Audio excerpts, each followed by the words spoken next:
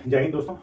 आज हम हिस्ट्री के बहुत ही महत्वपूर्ण भाग को कवर करने जा रहे हैं, जो किसी भी एक दिवसीय प्रतियोगिता परीक्षा के लिए बहुत ही आवश्यक होता है। और उम्मीद करता हूं कि आपको अच्छा लगेगा और इससे पेपर में क्वेश्चन आएंगे भी, सीधा सीधा क्वेश्चन आते हैं, इसलिए मैंने इनको बनाने की कोशिश की है। आप जरूर इसको देखें, समझें और पेपर में अच्छे मार्क्स लाए, ऐसी मेरी शुभकामनाएं है। चलिए शुरुआत करते हैं हम लोग। प्राचीन भारतीय इतिहास के अध्ययन स्रोत। इतिहास देखिए, पहला टर्म क्या है? इतिहास। हिस्ट्री। हिस्ट्री के बारे में आपने पढ़ा है कि रिटन रिकॉर्ड ऑफ पास्ट। जो कुछ भी पीछे समय बीते हुए समय में एक क्रमिक विकास हुआ है, उसमें उसका जो एक रिटन रिकॉर्ड है वह क्या कहलाता है? इतिहास कहलाता है। मानव सभ्यता का क्रमिक विकास ही इतिहास है। जैसा हम लोगों ने पढ़ा है कि इतिहास क्या है कि रिटन रिकॉर्ड ऑफ पास्ट, बीते हुए समय में आज जो घटनाएं घट रही हैं वर्तमान में, यही इतिहास बनता है। यही आने वाले समय में इतिहास बन जाता है। लेकिन सबसे महत्वपूर्ण बात है कि जब हम लोग नहीं थे, हमारे पूर्वज नहीं थे, उस जगह उस समय क्या हुआ करता था, क्या हुआ, इन तमाम चीजों की जानकारी हमारे पास आई कहां से? इसके लिए हम लोग हिस्ट्री पढ़ते भी हैं। याद कर जाइए, हिस्ट्री हमारे वर्तमान समाज की दशा और दिशा दोनों को सुनिश्चित करती है और भविष्य को संरक्षित रखती है। यानी हमारे वर्तमान के जो हालात हैं, इनको सुदृढ़ करने में कहीं न कहीं प्रत्यक्ष या अप्रत्यक्ष रूप से इतिहास की महत्वपूर्ण भूमिका है। इसलिए मेरा एक फर्ज भी बनता है कि इनको जरा समझे, आखिरकार हिस्ट्री है क्या। प्राचीन भारतीय इतिहास, प्राचीन समय में भारत में जो कुछ भी घटनाएं घटी, उसको जानकारी के स्रोत हमारे पास क्या है? हमारे पास वे कौन से साधन हैं जिनके आधार पर हम इस हिस्ट्री को जान पाएंगे, इतिहास को हम जान पाएंगे। पहली बात, इसको हमने दो भागों में क्लासिफाई कर रखा। हमने नहीं, एक्चुअली यह एक प्रूफ के आधार पर ही है। इतिहास हिस्ट्री को जानने के दो सोर्स है हमारे पास। एक तो पुरातात्विक स्रोत है, दूसरा साहित्यिक स्रोत है। राइट है ना? हिस्ट्री को जानने के लिए हमारे पास दो सोर्स हुए, पहला पुरातात्विक, दूसरा साहित्यिक सोर्स। यह जानना जरूरी है कि पुरातात्विक स्रोत में क्या आते हैं, पुरातात्विक स्रोत में क्या है और साहित्यिक स्रोत में क्या है। ध्यान दीजिए, पुरातात्विक स्रोत वे हैं जो जमीन के अंदर से खुदाई से प्राप्त हुए हैं। जैसे पुरातात्विक स्रोत की हम चर्चा पहले कर लेते हैं, क्योंकि इसमें देखिए अभिलेख आते हैं। पुरातात्विक हिस्ट्री जानने के लिए हम अभिलेख से पता लगाते हैं। अभिलेख आखिरकार होता क्या है? जो हार्ड सरफेस पर लिखी हुई, खोद करके उकेरा गया हो कुछ चीजें। आपने देखा होगा पहले जमाने में लोग बर्तन पे अपना नाम खुदवा दिया करते थे। क्यों? ताकि अगर भीड़ में कहीं जा रहे हैं तो आपके बर्तन कहीं दूसरे लोगों के साथ मैच ना हो जाए, इसके लिए नाम को करवा दिया जाता है। उस पर कि आप मान लीजिए आपका नाम महेश है तो आपने महेश लिख दिया, अपना नाम विष्णु है तो विष्णु लिखवा दिया, इस तरह से, ताकि या कोई कोडिंग करवा दी ताकि आपको उस भीड़ में अपने आप को पहचानने में सुविधा हो। अभिलेख के माध्यम से, अभिलेख क्या होता है? एक पत्थरों पर खुद हार्ड सरफेस पर, something written on hard surface. It may be metallic plate, iron pillars etcetera so on. बहुत कुछ चीजें ऐसी हैं जिन पर हम कुछ खुदाई करके लिखते हैं, उसको अभिलेख बोलते हैं। यह पुरातात्विक स्रोत का उदाहरण समझाने की कोशिश करें। स्मारक, अब तमाम चीजों की चर्चा हम सेपरेट में करेंगे। यह जस्ट एक इन्फॉर्मेशन, एक प्राइमरी रूप से जानकारी हुआ कि पुरातात्विक स्रोत में क्या क्या आएंगे। स्मारक एवं भवन, जो स्मारक है किसी की याद में हम लोग बनाते हैं, जैसे ताजमहल भी देख लीजिए आपने। स्मारक एवं भवन, इनके आधार पर भी हम पुराने समय में हम याद कर सकते हैं, समझ सकते हैं। सिक्कों के आधार पे, मूर्तियों के आधार पे, चित्रकला के आधार पे, मुहर के आधार पे। ये जो 4-5 लाइन हमने देखे हैं, इसके लिए अभिलेख, स्मारक, भवन, सिक्के, मूर्तियां, चित्रकला एंड मुहर, स्टैंपिंग जो होती है, इन तमाम चीजों को हम एक किस स्रोत में रखें? पुरातात्विक स्रोत में। इससे हम हिस्ट्री के बारे में जानकारी, प्राचीन भारत में हमारा इतिहास कैसा था, इसको जानने में हमें मदद मिलती है। ये जब स्रोत जो है वह पुरातात्विक स्रोत में क्लासिफाइड, वर्गीकृत है। अब हम बात करते हैं साहित्यिक स्रोत की। साहित्यिक स्रोत, रिटन रिकॉर्ड, जिसका रिटन रिकॉर्ड है वह है साहित्यिक स्रोत। साहित्यिक स्रोत को भी दो भागों में बांट दिया है, एक तो भारतीय साहित्य के आधार पे, दूसरा विदेशी साहित्य के आधार पे। क्योंकि हमारे यहाँ भारतीय लोग भी तो आए जो इनके बारे में अध्ययन करने की रुचि रखा है, उन्होंने जाना है, समझा है और प्राप्त किया है जानकारी। विदेशी लोग भी आए हैं हमारे यहाँ, जो देख करके कुछ लिख के गए हमारे यहाँ के बारे में, और उन्होंने यहाँ पर आने के बाद नोटिस किया, चाहे वह जिस कारण से भी आए हों, वह भारत का भ्रमण किया, उन्होंने कुछ ऑब्जर्व किया है, उसके अनुसार कुछ लिख के गए। तो हम पहले चर्चा हम भारतीय साहित्य के और विदेशी साहित्य के आधार पर हम कर लेते हैं। पहले विदेशी साहित्य को देख लेते हैं। विदेशी साहित्य का मतलब क्या हुआ? विदेशी यात्रियों का विवरण, जो हमारे यहाँ बाहर से लोग आए थे, उन लोगों ने जो कुछ देखा, समझा, महसूस किया, उसको उन्होंने नोटिस किया। तो उसमें पहला नाम आता है यूनानी। यूनान एवं रोम के जो लोग आए थे, उन लोगों में क्या नाम है? सिर्फ नाम याद कीजिए, इसके बारे में विस्तृत रूप से चर्चा करेंगे। मेगास्थनीस, टॉलेमी, हेरोडोटस, जिसको फादर ऑफ हिस्ट्री के नाम से भी जानते हैं हम, निरियाकस, अरिस्टोबुलस, ये लोग जो थे वह यूनान और रोम से आए थे। इन लोगों के द्वारा जो कुछ जानकारी प्राप्त हुई है वह इतिहास को जानने में महत्वपूर्ण भूमिका अदा करती है। चीनी लेखक, कुछ चीन से, अभी आपने हाल ही में कोरोना वायरस सुना है, वह चीन के द्वारा यहाँ पर ट्रांसमिट किया गया है। तो यह सिर्फ समझना है कि चीनी लेखक भी आए थे, हमारा जो हिस्ट्री जानने में मदद किया। फाहियान, वेनसांग, इत्सिंग, जो नाम पेपर में डायरेक्ट क्वेश्चन आता है। पेपर में क्वेश्चन आता है कि मेगास्थनीस कहां से संबंधित है? यूनान से। याद कर जाना है, चीनी लेखक फाहियान कहां से संबंधित है? चीन से। वेनसांग कहां से आया था? चीन से आया था। इत्सिंग कहां से आया था? चीन से। इन तमाम चीजों को आपको इसलिए जानना जरूरी है। ये 1 मार्क क्वेश्चन में निश्चित रूप से आता है और आता ही नहीं है, बहुत महत्वपूर्ण भूमिका। एक मार्क्स आपने अगर बचा लिया अपने आपको, आपके अच्छे मार्क्स आ सकते हैं। अरबी लेखक अल सुलेमान, अल मसूदी, इब्न बतूता, यह एक महत्वपूर्ण नाम है, इसके बारे में भी हम चर्चा करेंगे आगे। इब्न बतूता, ये लोग जो थे, चाहे वह अरबी हो, चाहे यूनानी हो, चाहे वह चीनी लेखक हो, इन लोगों के द्वारा जो हमने जानकारी प्राप्त की है वह सब विदेशी साहित्य विदेशी यात्रियों का यात्रा विवरण है, उनके द्वारा जो कुछ जानकारी हमने ऑब्टेन की है वो हमारे लिए इतिहास जानने में महत्वपूर्ण भूमिका अदा करती है। चलिए भारतीय साहित्य की बात करें तो भारतीय साहित्य को हमने 3 भागों में क्लासिफाई कर रखा है। पहला एक धार्मिक साहित्य है, दूसरा धर्मनिरपेक्ष साहित्य है, तीसरा संगम साहित्य है। धार्मिक साहित्य में क्या आता है? ब्राह्मण साहित्य, जिसकी चर्चा हम अभी विस्तार पूर्वक करेंगे। ब्राह्मण साहित्य में कौन कौन सी आएंगी बातें? बौद्ध साहित्य और जैन साहित्य। आपने नाम जस्ट नाम रिकॉल करना है अभी, और उसके बारे में विस्तृत चर्चा हम अगली बार इसके नेक्स्ट पॉइंट में करेंगे, क्योंकि बोर्ड छोटा होता है, इसमें एक समय चाहिए। दूसरी बात, धर्मनिरपेक्ष साहित्य। धर्मनिरपेक्ष साहित्य में कुछ बातें हमने लिखी हैं यहाँ पे, जो आपको एक रिटन प्रूफ के रूप में मिलेगा, जो हमें जानकारी प्रदान करती है उस समय क्या हुआ करता था। धर्मनिरपेक्ष साहित्य और संगम साहित्य। हमारे पास अभी 2 चीज जो है, संगम साहित्य और धार्मिक साहित्य, इस बोर्ड पे हम कवर नहीं कर पाए हैं, अभी हम करते हैं कवर आगे। लेकिन इस बोर्ड के माध्यम से हम इन 2 बातों को बताने की कोशिश करते हैं। धार्मिक साहित्य, धर्मनिरपेक्ष साहित्य, इसमें क्या है? कौटिल्य का अर्थशास्त्र, यह अर्थशास्त्र जो है वह कौटिल्य के द्वारा लिखी गई थी। याद कर लीजिए, अर्थशास्त्र जो है वह कौटिल्य के द्वारा लिखी गई थी। इसके द्वारा हम इन तमाम इतिहास को जानने में मदद मिलता है। अब मैं बताऊं आपको कि ये जो साहित्यिक रूप जो है, रिटन फॉर्म जो है, लिटरेचर के रूप में जो जानकारी मिलती है, वे सब विद्वानों के द्वारा मिलती है। और विद्वान एक पहलू पर ध्यान नहीं देते, विभिन्न पहलुओं पर ध्यान देते हैं। जहां तक अर्थशास्त्र की बात है वह कौटिल्य के द्वारा उल्लिखित है। दूसरा, राजतरंगिणी कलहन के द्वारा लिखी गई है, एक्चुअली जम्मू एंड कश्मीर की कहानी। आप इसका विस्तार पूर्वक हम अध्ययन करेंगे। अभी जैसे कि रिकॉल करना है आपको कि राजतरंगिणी कलहन के द्वारा, अष्टध्यायी पाणिनि के द्वारा, राइट है ना, याद कर जाना, मुद्र राक्षस विशाखदत्त के द्वारा। ये जो नाम है हमने बार बार जो हम हाईलाइट कर रहे हैं, राउंड लगा रहे हैं। कालिदास एक बहुत बड़े नाटककार भी थे, विद्वान भी थे। याद किया, अभिज्ञान शाकुंतलम, मालविकाग्निमित्रम, रघुवंशम, मेघदूतम, ये जो कृति है उनकी बहुत ही महत्वपूर्ण है। यह हमारे इतिहास को जानने में महत्वपूर्ण भूमिका अदा करती है। बाण भट्ट द्वारा रचित हर्षचरित और कादम्बरी, ये जो सोर्स हैं, ये जो स्रोत हैं, हमें भारतीय साहित्य को जानने में, विदेशी साहित्य को जानने में, कुल मिलाकर के साहित्यिक स्रोत को बनाने में महत्वपूर्ण भूमिका अदा करती है। फाइनली हम लोग इस बात को समझ आए कि इन चीजों का इंफॉर्मेशन, इन चीजों से जो जानकारी मिलती है, यह हमारे इतिहास, प्राचीन भारतीय इतिहास को जानने में महत्वपूर्ण भूमिका अदा करती है। हमने बताया अभी, इतिहास हमारी सामाजिक दिशा को सुनिश्चित करने में और भविष्य को संरक्षित करने में बहुत महत्वपूर्ण भूमिका अदा करती है। बताया था कि धार्मिक साहित्य के बारे में, धार्मिक साहित्य चूंकि जगह के अभाव में मैंने छोड़ रखा था, धार्मिक साहित्य जिसमें धर्म संबंधी जानकारियां लिखित रूप में प्राप्त हुई है, यह सब इतिहास जानने में प्रत्यक्ष रूप से या अप्रत्यक्ष रूप से बहुत महत्वपूर्ण भूमिका अदा की है। तो धार्मिक साहित्य में सबसे पहले हम जानते हैं बौद्ध साहित्य को। बौद्ध साहित्य में आने वाले टर्म देखिए, बौद्ध चाहे वह जैन हो या बौद्ध हो, नहीं, बौद्ध साहित्य याद रखिए यार। बौद्ध साहित्य में सूत्र पिटक, विनय पिटक, अभिधम्म पिटक, मिलिंद पन्हो, बुद्ध चरित्र, दिव्यावधान आदि, इन तमाम ग्रंथों के आधार पर हम उन सभी धर्म के बारे में, बौद्ध धर्म से संबंधित सभी चीजें हमने प्राप्त की है। अब आप ध्यान से सुनिए कि बौद्ध धर्म से संबंधित जितनी भी जानकारी, प्रश्न पूछता है पेपर में, विनय पिटक संबंधित है बौद्ध साहित्य से, अभिधम्म पिटक संबंधित है बौद्ध साहित्य से। जिनको ये जानकारी, यह एक ब्रीफ इंफॉर्मेशन है आपको एक दिवसीय प्रतियोगिता परीक्षा के लिए कि इनकी जानकारी किससे संबंधित है। या अभिधम्म पिटक हो, विनय पिटक हो, सूत्र पिटक हो, मिलिंद पन्हो हो, या बुद्ध चरित्र हो, या दिव्यावधान हो, इन सब की जानकारी किससे संबंधित है? बौद्ध साहित्य से संबंधित है। दूसरी बात, बौद्ध साहित्य, ब्राह्मण साहित्य और जैन साहित्य, जो 3 है, या 3 धार्मिक साहित्य के 3 अंग हैं। अब याद करिए, चूंकि ये बड़ा सा है इसलिए मैं इसको बाद में बताने की कोशिश किया। बौद्ध साहित्य समझ में आ गई बात। जैन साहित्य में क्या है? जैन धर्म से संबंधित जानकारी प्राप्त, परिशिष्ट पर्वन, भद्रबाहु चरित्र पूछता है पेपर में, पूछा था कुछ ही दिन के पहले जो परीक्षा हुई थी, भद्रबाहु किससे संबंधित है? जैन धर्म से संबंधित है, बौद्ध धर्म से संबंधित है। तो इस तरह से आप इसको एक बार बिल्कुल याद कर जाएंगे, कॉपी में लिखेंगे। भद्रबाहु चरित्र, चाहे भगवती सूत्र हुआ, कल्प सूत्र हुआ, संग, ये जो जितने भी सूत्र हैं, चाहे भगवती सूत्र हो, या कल्प सूत्र हो, या भद्रबाहु चरित्र हो, या परिशिष्ट पर्वन हो, ये सब जैन धर्म से संबंधित है। ये सब इतिहास जानने में महत्वपूर्ण रूप से उपयोगी हैं। संगम साहित्य की बात करें अगर, तो तिरुकुरल, यह नाम है, थोड़ा सा साउथ के नाम अजीब से होते भी हैं। तिरुकुरल, शिल्पाधिकारम, मणिमेखले, जीवक चिंतामणि, ये जो नाम है 4, यह आपको बता दूं, यह संगम साहित्य जो दक्षिण भारत में एक पवित्र ग्रंथ के रूप में समझा जाता है, उसको जानने में महत्वपूर्ण भूमिका अदा करती है। कुल मिलाकर के हमने देखा है कि हम प्राचीन भारतीय इतिहास को जानने के जो स्रोत हैं, पुरातात्विक स्रोत और साहित्यिक स्रोत बहुत महत्वपूर्ण है। उसमें भी भारतीय साहित्य और विदेशी साहित्य। तो भारतीय साहित्य के हम जो अंग हैं उसके बारे में पढ़ने की कोशिश किया है हमने। तो आपने समझ गए संगम साहित्य के बारे में, जैन साहित्य के बारे में और बौद्ध साहित्य के बारे में।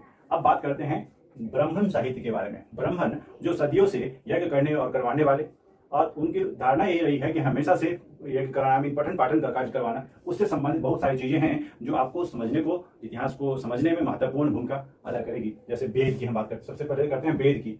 हमारे यहाँ वेदों की संख्या 4 है। ऋग्वेद, यजुर्वेद, सामवेद और अथर्ववेद। याद कर जाइए, वेदों की संख्या क्या है? 4 है। तो वेद भी हमें इतिहास जानने में महत्वपूर्ण भूमिका निभाती है।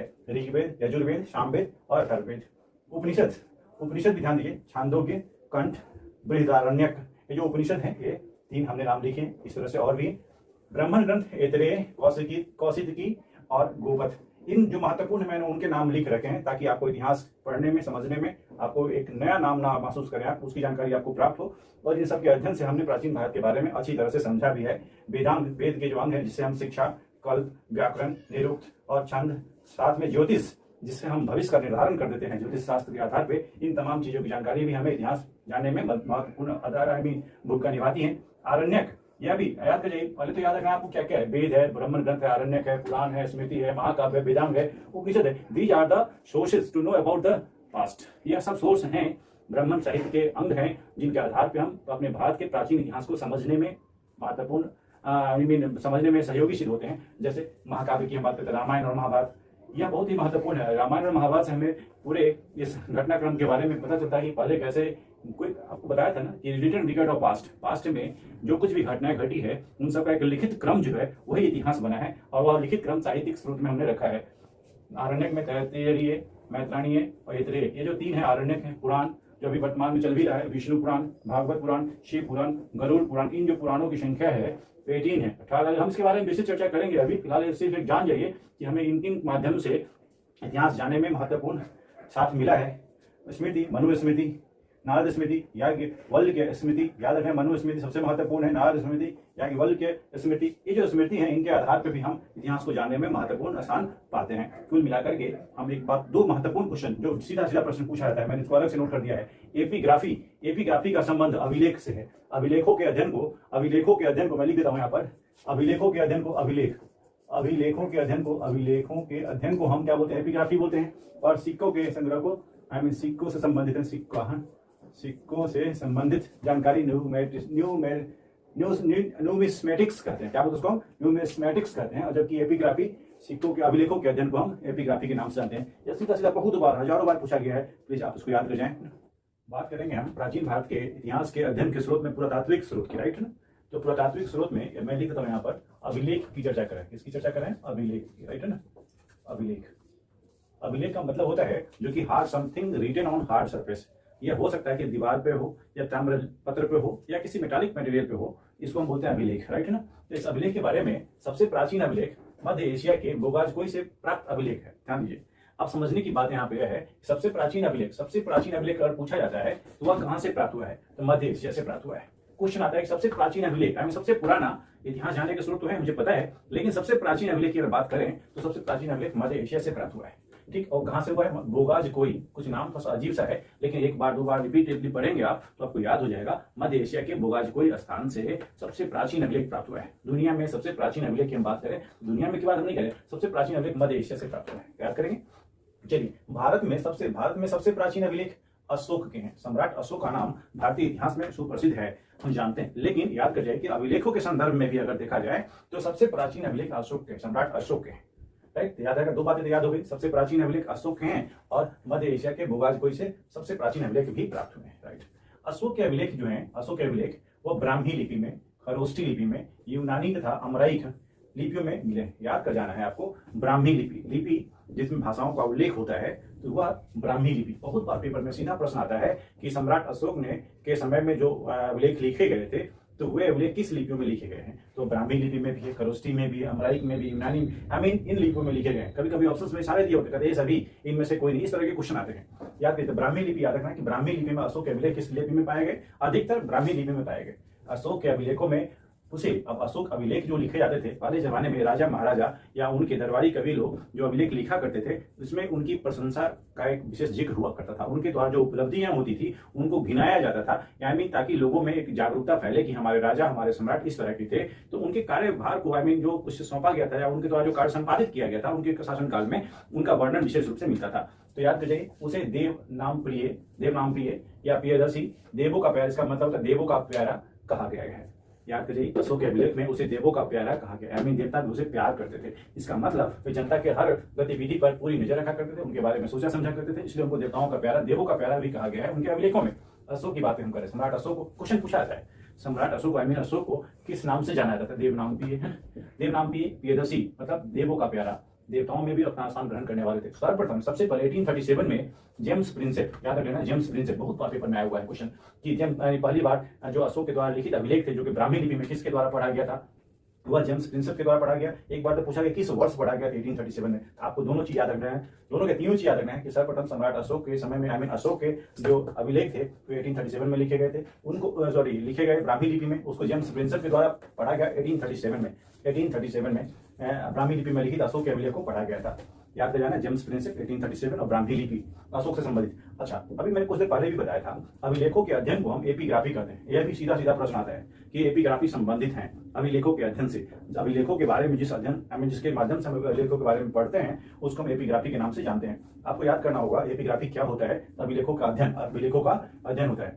अब मैंने कुछ अभिलेखों जो कि भारतीय इतिहास में बहुत ही महत्वपूर्ण है, जिनके माध्यम से बहुत कुछ जानकारियां प्राप्त होती हैं, उनको हमने शॉर्टलिस्ट किया है। जिसमें सबसे पहला नाम आता है हाथी गुम्फा अभिलेख। मैंने कुछ नाम लिखे हैं, कुछ शासकों का नाम लिखा है और उनके में जो विषय जिन वस्तु विषय पे उन अभिलेखों में चर्चा की गई है इसके बारे में जानकारी। पहले बात करते हैं हाथी गुम्फा अभिलेख, जो कि उड़ीसा भुवनेश्वर उड़ीसा राज्य में अवस्थित है। हाथी गुम्फा अभिलेख या खारवेल राजा शासक उस समय खारवेल थे। आपको सभी चीज याद रखनी, हाथी गुम्फा अभिलेख, जूनागढ़ अभिलेख, प्रयाग अभिलेख, जो ये सब जो है अभिलेख, इनके नाम तो याद रखने ही है, उनके शासक कौन थे जिनके समय में अभिलेख लिखा गया और उनमें विषय क्या था। तीनों चीज बहुत ही महत्वपूर्ण है, इसलिए मैंने इसको शॉर्टलिस्ट किया है। हाथी गुम्फा अभिलेख यह उड़ीसा में है वर्तमान में। ये खारवेल राजा खारवेल शासक जो थे खारवेल थे, उनके द्वारा खारवेल के शासन की घटनाओं का क्रमबद्ध विवरण है। आप इतिहास के बारे में पढ़े ही हैं, इतिहास जो है घटनाओं का एक क्रमबद्ध विवरण ही देता है। जो राजा खारवेल के समय उनके शासन में जो कुछ घटनाएं घटी थी उसका क्रमबद्ध तरीके से वर्णन इस हाथी गुम्फा अभिलेख में उपलब्ध है। दूसरा याद करने की बात क्या होगी? हाथी गुम्फा अभिलेख खारवेल शासक से संबंधित है और उनके द्वारा जो उपलब्धियां प्राप्त हुई थी लोगों में, उनको गिनाया गया है। जूनागढ़ अभिलेख बहुत ही महत्वपूर्ण है। जूनागढ़ अभिलेख गुजरात में है। कहाँ है? गुजरात में। याद रख लेना है। रुद्रदामन उस शासक जो थे रुद्रदामन के समय में हुआ था। रुद्रदामन की विजय व्यक्तित्व एवं कृतित्व, यानी उनके व्यक्तित्व जो उनकी जो छवि थी, उनका जो कर्म किया गया था, उनकी कृति जो की गई थी, उनका वर्णन है, विस्तृत विवरण मिलता है। व्यक्तित्व एवं कृतित्व दोनों लिखा है मैंने, क्योंकि रुद्रदामन के विजय व्यक्तित्व और कृतित्व का वर्णन, अभी मैंने बोला था कि अभिलेखों में राजाओं के द्वारा किए गए कार्यों का विशेष वर्णन हुआ करता था। इसमें रुद्रदामन याद रख लेना है, जो कि गुजरात में अवस्थित है। प्रयाग प्रशस्ति से समुद्रगुप्त, जिसको भारत का नेपोलियन के नाम से जाना जाता है, समुद्रगुप्त के से संबंधित है। इसमें विजय एवं नीतियों का वर्णन किया गया है। इनके द्वारा जो विजय प्राप्त की, समुद्रगुप्त को हम भारत का नेपोलियन के नाम से जानते हैं। अभी सीधा सीधा प्रश्न आता है यह, उसमें प्रयाग स्तंभ में क्या लिखा हुआ है? विजय एवं नीतियों का विशेष वर्णन किया गया है समुद्रगुप्त का। एहोल अभिलेख याद रखना, यह कर्नाटक में बीजापुर के पास है। तो पुलकेशिन द्वितीय याद रखना, पुलकेशिन द्वितीय से संबंधित है। इस समय राजा कौन थे? पुलकेशिन द्वितीय। हर्ष एवं पुलकेशिन द्वितीय के युद्ध का वर्णन, विशेष वर्णन इस एहोल अभिलेख से मिलता है। तो मुझे याद कर जाना, हाथी गुम्फा अभिलेख उड़ीसा में है, जूनागढ़ अभिलेख गुजरात में है, प्रयाग में, एहोल अभिलेख कर्नाटक दैट इज बीजापुर। यह किससे संबंधित? खारवेल से संबंधित है। कभी कभी मैच द फॉलोइंग आता है, उस केस में आप ध्यान रखिएगा। इस तरह से आप क्रमबद्ध याद रखें तो आपको जल्दी से आसानी से याद हो जाएगा, समझ में भी आएगा। जूनागढ़ रिलेटेड टू रुद्रदामन, प्रयाग स्तंभ रिलेटेड टू समुद्रगुप्त, एहोल अभिलेख पुलकेशिन द्वितीय, या हर्ष एवं पुलकेशिन द्वितीय के युद्ध का विस्तृत वर्णन उस अभिलेख में मिला है। द्वितीय स्तंभ अभिलेख, द्वितीय स्तंभ लेख याद कर जाना है, यह उत्तर प्रदेश के गाजीपुर डिस्ट्रिक्ट में है। यह स्कंदगुप्त के द्वारा, इस समय वहां के जो शासक थे स्कंदगुप्त, इसके जीवन की अनेक महत्वपूर्ण घटनाओं का वर्णन, मैंने पहले ही बोला था कि राजाओं के द्वारा जो कुछ भी कार्य किए गए उसका वर्णन एक अभिलेख के द्वारा हुआ करता था, जो कि जनता में एक जागरूकता, जनता में एक प्रचार प्रसार के माध्यम का एक माध्यम था। तो मंदसौर अभिलेख, इसी क्रम में मंदसौर अभिलेख जो कि मध्य प्रदेश में है।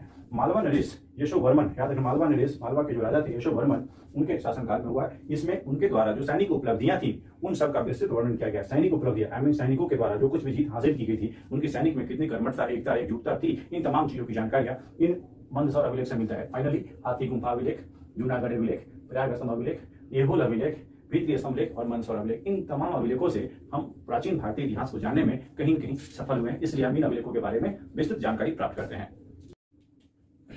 तो अब हम बात कर रहे हैं स्मारक एवं भवनों की। यह भी एक हमारे पुरातात्विक स्रोत का ही एक माध्यम है जिसके आधार पर हम प्राचीन भारत के इतिहास को जानने में सक्षम हो पाए हैं। स्मारक एवं भवनों से जनता की आध्यात्मिकता, और समझना है कि स्मारक और भवन से क्या जानकारी प्राप्त हो रही थी लोगों को, उससे क्या होती थी, जनता की आध्यात्मिकता धर्म के प्रति जो आस्था थी लोगों की, इसके बारे में धर्म निष्ठा का ज्ञान होता था। आध्यात्मिकता और धर्म निष्ठा को जानने के लिए स्मारक एवं भवनों का प्रयोग होता था। यानी याद कर जाइए आप, भारतीय इतिहास को जानने के जो स्रोत है हमारे पास, उसमें आध्यात्मिकता और धर्म निष्ठा को जानने के लिए स्मारक और भवनों को नोटिस किया गया, जिससे हम प्राचीन भारत के इतिहास को जानने में सक्षम हो पाए हैं। महलों और मंदिरों को अगर देखा जाए, आप महलों को देखें या मंदिरों को देखें, तो उनके निर्माण शैली, उस समय जो उद्देश्य था उनका बनाने का, इन तमाम चीजों की जानकारी वास्तुकला के विकास पर पर्याप्त प्रकाश पड़ता है। आप पर अंग्रेजों के जमाने में जो बिल्डिंग बने, चाहे इंडिया गेट या कोई भी पुराने बिल्डिंग को देखें आप, तो उसमें लगता है कि उस समय जो कसीदाकारी की गई थी, उस समय जो कलाकृति दिखाई गई थी, वो सब निश्चित रूप से काबिल तारीफ रही होगी। महलों और मंदिरों की शैली से वास्तुकला का विकास, इसका ज्ञान प्राप्त हुआ लोगों में। दक्षिण भारत में साउथ इंडिया की हम बात कर रहे हैं, तंजौर का राजराजेश्वर मंदिर, आप याद कर जाइए, राजराजेश्वर मंदिर कहाँ है, तंजौर में है। द्रविड़ शैली का, यह बहुत सीधा प्रश्न आता है कि राजराजेश्वर मंदिर जो है किस शैली का वर्णन करता है। यह द्रविड़ शैली का एक एक्सलेंट एग्जाम्पल है। भारत में खजुराहो का कंदरिया महादेव का मंदिर नागर शैली, ये दो चीज आप बिल्कुल याद कर जाइए। राजराजेश्वर जो मंदिर है वो द्रविड़ शैली को इंडिकेट करता है, जबकि खजुराहो का कंदरिया महादेव नागर शैली को दिखाता है। मैं फिर से याद दिला दूं आपको, तंजौर का राजराजेश्वर मंदिर द्रविड़ शैली का प्रकाश डालता है, जबकि खजुराहो का कंदरिया महादेव का जो मंदिर है वह नागर शैली का विशेष रूप से प्रमाण देता है कि उस समय वहां की वास्तुकला कितने अपनी चरम सीमा पर थी। वहां उस जमाने में कैसे मंदिरों का निर्माण हुआ करता था और निर्माण की शैली वह कैसे पर्याप्त मात्रा में लोगों तक पहुंची। जावा का बोरोबुदुर स्तूप याद कर जाइए, बौद्ध स्तूप से संबंधित है, महायान बौद्ध स्तूप, तथा कंबोडिया का अंकोर वाट, याद करना है अंकोर वाट का है, कंबोडिया याद करना है, कंबोडिया के अंकोर वाट मंदिर का उल्लेख इन स्मारक और भवनों को जानने के लिए बहुत महत्वपूर्ण स्रोत के रूप में जाना जाता है। मैं आपको फिर से रिकॉल करके बता दूं कि स्मारक और भवनों के माध्यम से हम प्राचीन भारतीय इतिहास को जानने में सक्षम हो पाए हैं, क्योंकि उस जमाने में जो वास्तुशैली थी, वास्तुकला, धर्मनिष्ठा, लोगों के प्रति आध्यात्मिकता के प्रति रुचि, धर्मनिष्ठा, मंदिर निर्माण शैली, वास्तुकला, बौद्ध स्तूप, इन तमाम चीजों के माध्यम से हम उनको जानने में सक्षम हो पाए हैं। अब एक अगले कदम की ओर बढ़ते हैं, सिक्का। स्मारक, भवन, अभिलेख के अलावा हमें भारतीय इतिहास को जानने में सिक्का ने भी बहुत महत्वपूर्ण योगदान दिया है। सिक्का, जो कि आज हम सिक्का कॉइन समझते हैं, उस जमाने में सिक्का के माध्यम से लगभग तिथि उस पर अंकित हुआ करता था। आज भी पैसे पर सिक्कों पर डेट लिखा नहीं होता है, लेकिन वर्ष जरूर लिखा होता है कि किस वर्ष प्रिंटेड हुए हैं। उससे हमें प्राचीन भारतीय इतिहास के समय का आकलन करने में बहुत बड़ी सफलता मिली। तो पुराने सिक्के जो हुआ करते थे वह मेटालिक हुआ करते थे, तांबा के होते थे, चांदी के होते थे, सोना के भी होते थे और शीशा के भी, इन धातुओं के बने होते थे। पहले जमाने में जो सिक्का हमारे यहाँ उपलब्ध हुए वह पुरातात्विक स्रोत के रूप में तांबा, चांदी, सोना और शीशे के उपलब्ध हुए।